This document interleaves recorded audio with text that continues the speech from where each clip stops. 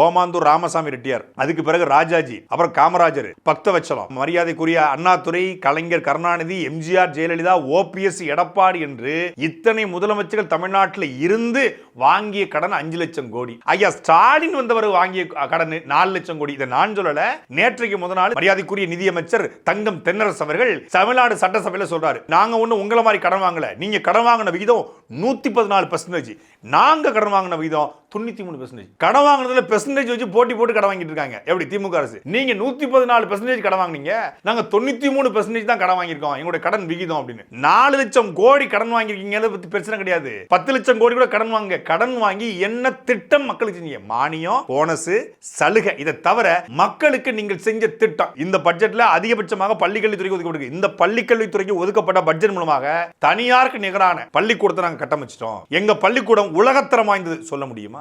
எங்களுடைய பேருந்து ரதிமீனா கேபின் நிகரான பேருந்துகளை தமிழ்நாடு அரசு வச்சிருக்கு, போக்குவரத்துறை வளர்ந்திருக்குன்னு சொல்ல முடியுமா? கேரள டூரிசம், கர்நாடகா டூரிசம், இதற்கு இணையான சுற்றுலாத்துறையை தமிழ்நாட்டில் வளர்த்திருக்கோம் அப்படின்னு சொல்ல முடியுமா?